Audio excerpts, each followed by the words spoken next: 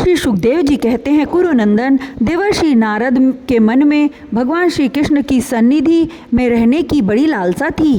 इसलिए वे श्री कृष्ण के निज बाहुओं से सुरक्षित द्वारिका में, जहाँ दक्ष आदि के श्राप का कोई भय नहीं था, विदा कर देने पर भी पुनः पुनः आकर प्रायः रहा ही करते थे।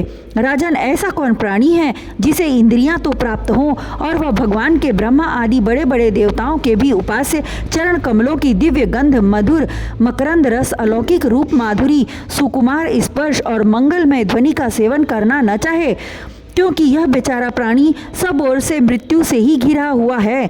एक दिन की बात है, देवर्षि नारद वसुदेव जी के यहाँ पधारे। वसुदेव जी ने उनका अभिवादन किया तथा आराम से बैठ जाने पर विधि पूर्वक उनकी पूजा की और इसके बाद पुनः प्रणाम करके उनसे यह बात कही। वसुदेव जी ने कहा, संसार में माता पिता का आगमन, पुत्रों के लिए और भगवान की ओर अग्रसर होने वाले साधु संतों का पदार्पण प्रपंच में उलझे हुए दीन दुखियों के लिए बड़ा ही सुखकर और बड़ा ही मंगलमय होता है। परंतु भगवान, आप तो स्वयं भगवानमय भगवत स्वरूप हैं। आपका चलना फिरना तो समस्त प्राणियों के कल्याण के लिए ही होता है। देवताओं के चरित्र भी कभी प्राणियों के लिए दुख के हेतु तो कभी सुख के हेतु बन जाते हैं, परंतु जो आप जैसे भगवत प्रेमी पुरुष हैं, जिनका हृदय प्राण जीवन सब कुछ भगवानमय हो गया है, उनकी तो प्रत्येक चेष्टा समस्त प्राणियों के कल्याण के लिए ही होती है।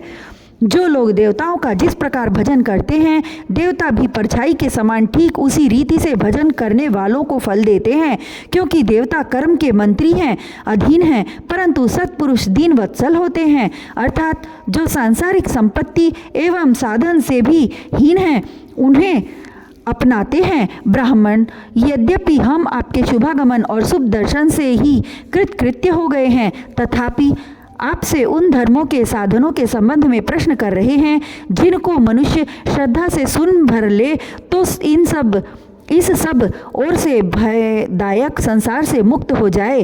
पहले जन्म में मैंने मुक्ति देने वाले भगवान की आराधना तो की थी, परंतु इसलिए नहीं कि मुझे मुक्ति मिले। मेरी आराधना का उद्देश्य था कि वे मुझे पुत्र रूप में प्राप्त हों। उस समय मैं भगवान की लीला से मुग्ध हो रहा था। सुव्रत, अब आप मुझे ऐसा उपदेश दीजिए जिससे मैं इस जन्म मृत्यु रूप भयावह संसार से, जिसमें दुख भी सुख का विचित्र और मोहक रूप धारण करके सामने आते हैं, अनायास ही पार हो जाऊं।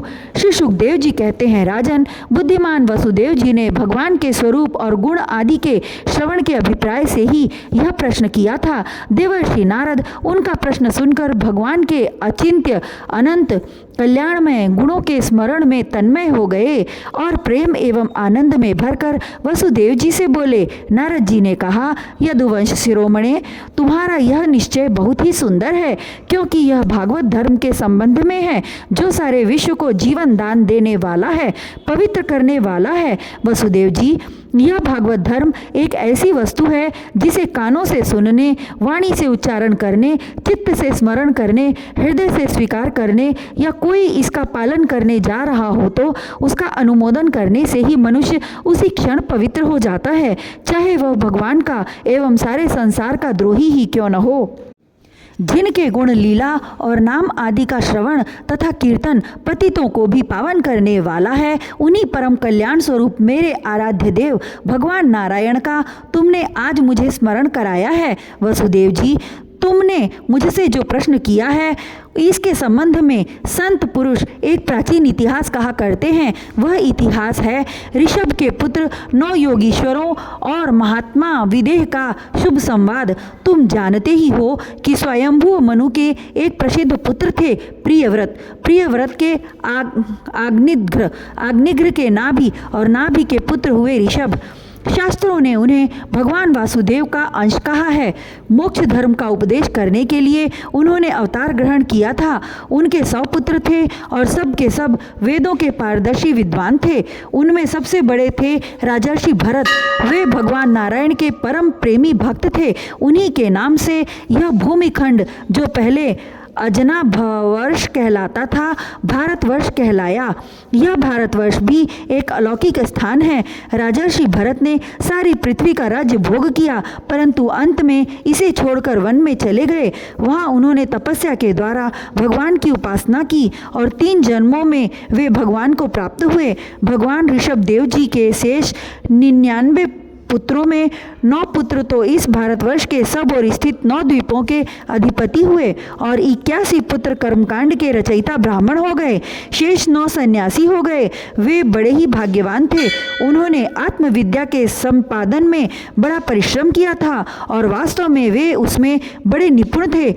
वे प्रायः दिगंबर ही रहते थे और अधिकारियों को परमार्थ वस्तु का उपदेश किया करते थे। उनके नाम थे कवि, हरि, अंतरिक्ष, प्रबुद्ध, पिप्लायन, अविहोत्र, द्रुमिल, चमस और करभाजन। वे इस कार्य कारण और व्यक्त अव्यक्त भगवत रूप जगत को अपने आत्मा से अभिन्न अनुभव करते हुए पृथ्वी पर स्वच्छंद विचरण करते थे।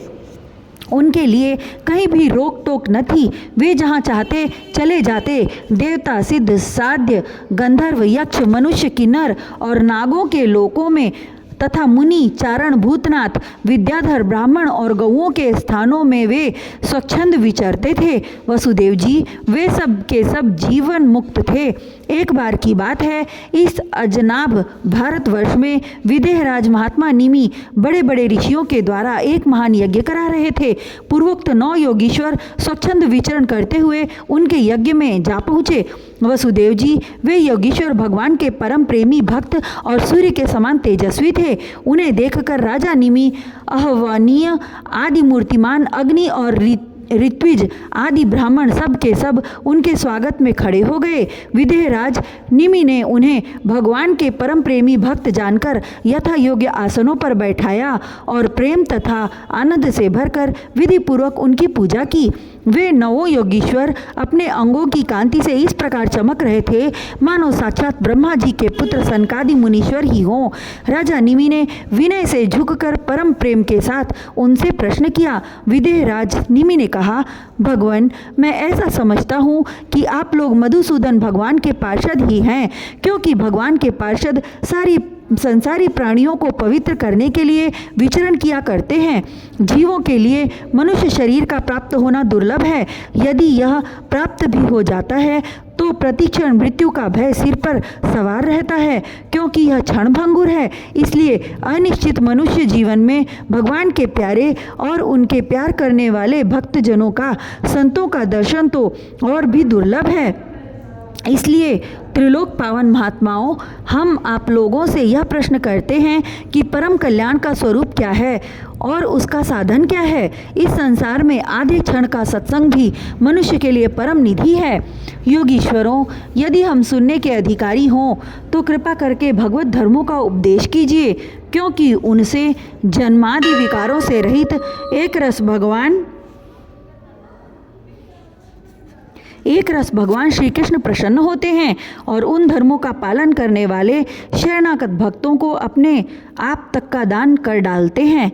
देवर्षि नारद जी ने कहा, वसुदेव जी, जब राजा निमि ने उन भगवत प्रेमी संतों से यह प्रश्न किया तब उन लोगों ने बड़े प्रेम से उनका और उनके प्रश्न का सम्मान किया और सदस्य तथा ऋत्विजों के साथ बैठे हुए राजा निमि से बोले। पहले उन 9 योगीश्वरों में से कवि जी ने कहा, राजन, भक्तजनों के हृदय से कभी दूर न होने वाले अच्युत भगवान श्री कृष्ण के चरणों की नित्य निरंतर उपासना ही इस संसार में परम कल्याण, अत्यंतिक क्षेम है और सर्वदा भय शून्य है। ऐसा मेरा निश्चित मत है। देह गेह आदि तुच्छ एवं असत पदार्थों में अहंता एवं ममता ही हो जाने के कारण जिन लोगों की चित्तवृत्ति उद्विग्न हो रही है, उनका भय भी इस उपासना का अनुष्ठान करने पर पूर्णतया निवृत्त हो जाता है। भगवान ने भोले भाले अज्ञानी पुरुषों को भी सुगमता से साक्षात अपनी प्राप्ति के लिए जो उपाय स्वयं श्रीमुख से बताए हैं, उन्हें ही भागवत धर्म समझो। राजन, इन भागवत धर्मों का अवलंबन करके मनुष्य कभी विघ्नों से पीड़ित नहीं होता और नेत्र बंद करके दौड़ने पर भी, अर्थात विधि विधान में त्रुटि हो जाने पर भी न तो मार्ग से स्खलित ही होता है और न तो पतित फल से वंचित ही होता है। भागवत धर्म का पालन करने वाले के लिए यह नियम नहीं है कि वह एक विशेष प्रकार का कर्म ही कर सके।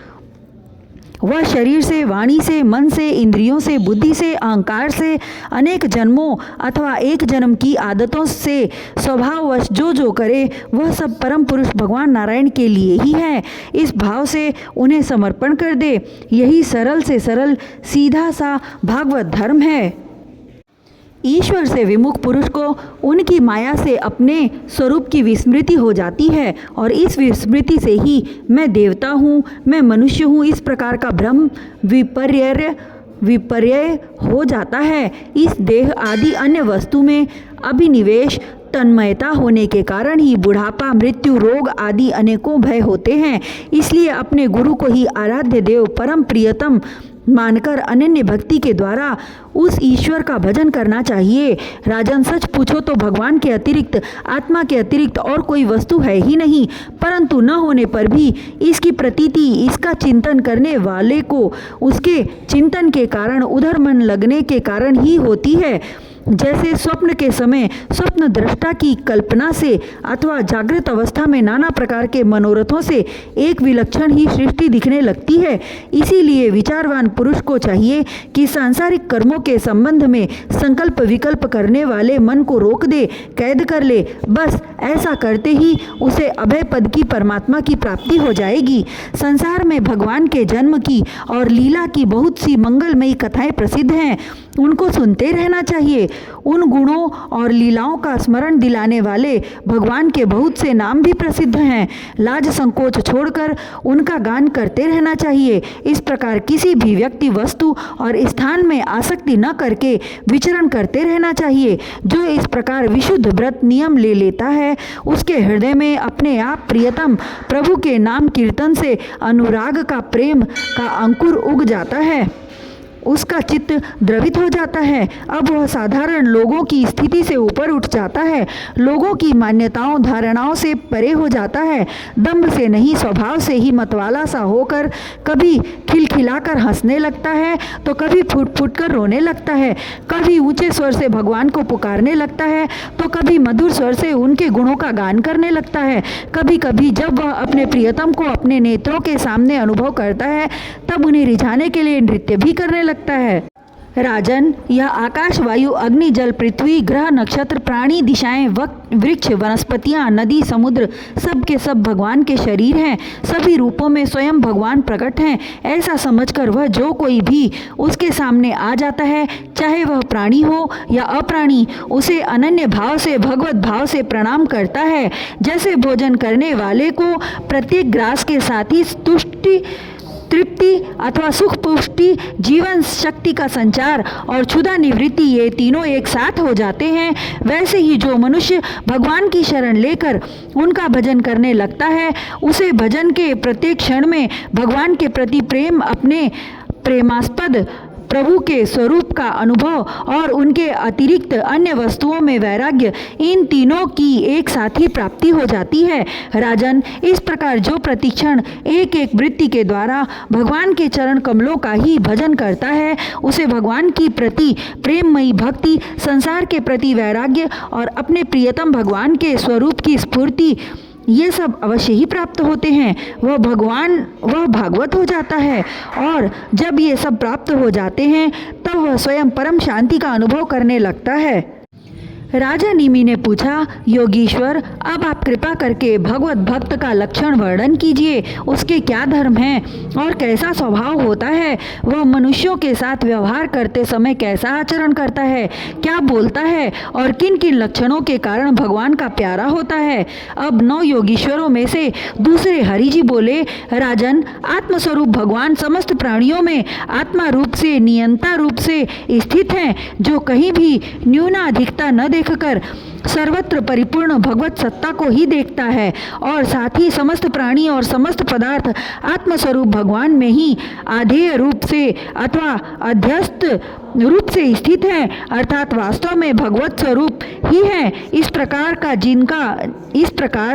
जिसका अनुभव है, ऐसी जिसकी सिद्ध दृष्टि है, उसे भगवान का परम प्रेमी उत्तम भागवत समझना चाहिए।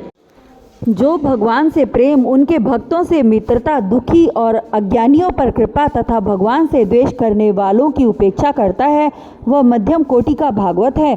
और जो भगवान के अर्चा, विग्रह, मूर्ति आदि की पूजा तो श्रद्धा से करता है, परंतु भगवान के भक्तों या दूसरे लोगों की विशेष सेवा शुश्रूषा नहीं करता, वह साधारण श्रेणी का भगवत भक्त है।